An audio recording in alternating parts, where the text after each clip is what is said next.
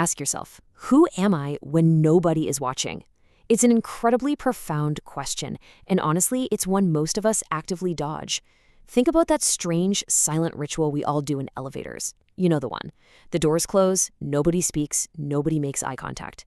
Instead, everyone instantly pulls out their phones and stares at glowing rectangles, pretending to be intensely busy. Why do we constantly perform this act of looking occupied? It's because for those few agonizing seconds, we silently agree to maintain this illusion of purpose. Because questioning it, that just feels way too unstable. But why do we do this? Well, the reason we perform that whole elevator ritual is strictly biological. The human brain absolutely hates uncertainty. Studies actually show that psychological ambiguity activates the exact same stress systems in our nervous system as a physical predator standing right in front of us. Our minds would literally rather accept a painful, exhausting explanation for our lives than having no explanation at all. We naturally resist this realization of our collective aimlessness because to our brains, uncertainty doesn't just feel weird, it registers as a direct threat to our survival. Let's dive into Section 1, the architecture of the trap. You see, the foundation of our modern world isn't really built on objective truth. It's built entirely on unconscious agreements. Money? It only has value because we all collectively believe it does. Status completely relies on us endlessly comparing ourselves to one another. And identity itself is very often just repetition that gets reinforced over time. Really ask yourself right now, what role have you repeated so often, maybe it's the hardworking employee, the caretaker, the achiever, that you've actually started to confuse the performance for your actual self? The legendary psychologist Carl Jung actually had a name for this. He called it the persona, the social mask people develop so they can function inside society. Now, at first, this mask is great. It protects you. It helps you fit into the social hierarchy. But eventually, people stop wearing the mask and start mistaking their social persona for their true self. It becomes exactly like a theater script that just keeps running on a loop without any actual actors inside the costumes. You become so identified with the role you play that silence feels deeply threatening simply because it forces you to face whoever is left beneath that mask. And that brings us to a rather chilling realization from the philosopher Michel Foucault. The prison moves inside the mind. Foucault believed that modern society controls people through normalization. We don't really need external authorities threatening us anymore because we do it to ourselves. Have you ever deleted a post just because it didn't get enough likes in the first 10 minutes? Right, that's you, acting as both the prisoner and the guard, constantly self-monitoring to make sure your social mask hasn't slipped. Which brings us to Section 2, the distraction engine. Every single day, your brain is forced to absorb these invisible psychological commands. Be attractive, be productive, be successful, be optimized, be visible. The algorithms driving our modern digital culture fire these directives at us relentlessly, nonstop. And after enough exposure to this overwhelming, exhausting stimulation, people just stop asking if these desires are even their own to begin with. They simply obey. Because let's face it, a constantly distracted human rarely has the energy left to question their reality. But this addictive chase, it isn't entirely a modern digital invention. The philosopher Arthur Schopenhauer perfectly mapped out what he called the pendulum of human experience. He noticed that we swing endlessly back and forth between desire and boredom. First, we lack something, say the absolute newest smartphone, and so we suffer. Then, we finally obtain it, but the thrill fades almost immediately. And then what? Boredom. We return right back to that feeling of emptiness and immediately seek out a new distraction. The chase doesn't fulfill us. The pursuit itself is just a mechanism to distract ourselves from our own existential emptiness. Moving on to Section 3, the illusion of certainty. We really need to contrast our modern obsession with what the human spirit actually requires to thrive.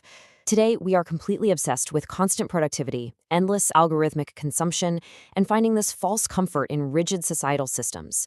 But what we desperately need is silent reflection, authentic engagement, and the capacity to tolerate existential uncertainty. We are following the exhausting, scripted demands of modern productivity more than any generation before us, yet somehow we feel entirely emotionally disconnected.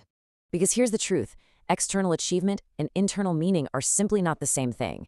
Consider this profound insight from Viktor Frankl: humans can endure suffering if they believe it has meaning.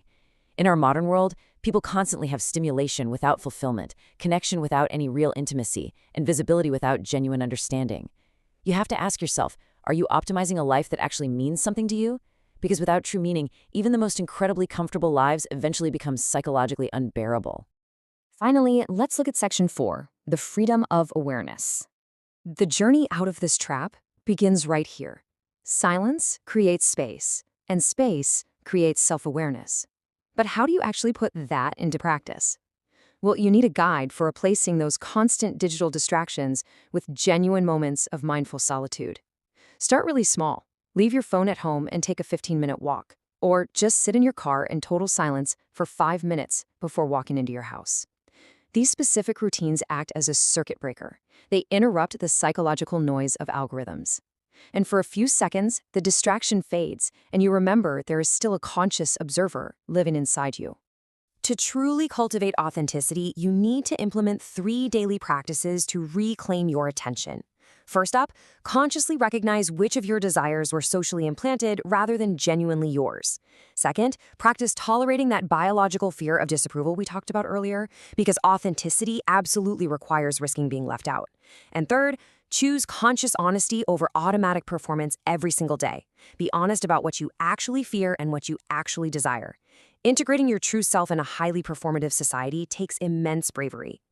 Now, I know it is highly tempting to look at those practices, feel totally overwhelmed by the fear of social exclusion, and just escape right back into scrolling on your phone. Distraction definitely feels safer than confrontation. But Carl Jung offers a really stark warning here. What remains unconscious eventually directs your life, and you will call it fate. If you refuse to examine your own patterns, they are just going to repeat endlessly. You'll end up existing inside a simulation built from your own routines, completely mistaking your unexamined avoidance for your destiny.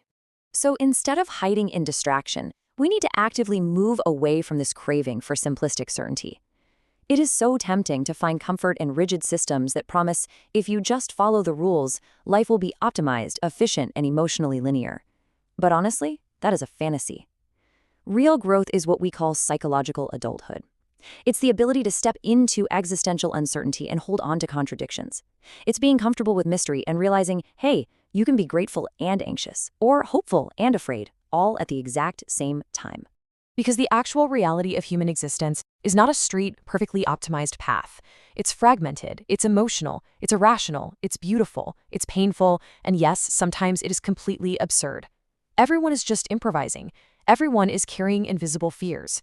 Accepting this messy, shared, deeply vulnerable reality is where peace quietly begins. You finally stop expecting external systems to validate your existence, and you stop waiting for perfect answers before you actually start living. Which leaves you with one final, deeply reflective question to chew on. Are you living awake, or are you just acting on automatic? Remember, the goal here isn't to become perfect. The goal is to become aware. Meaning isn't hiding somewhere under a rock waiting to be discovered. It emerges through your presence, your connection, and your choice to consciously embrace authenticity. Beneath all the noise, what we really want isn't to be endlessly distracted or admired. We just want to feel alive. And that feeling, it begins the exact moment you stop waiting for someone else to tell you who you are. Thanks so much for joining me for this explainer, and I'll see you next time.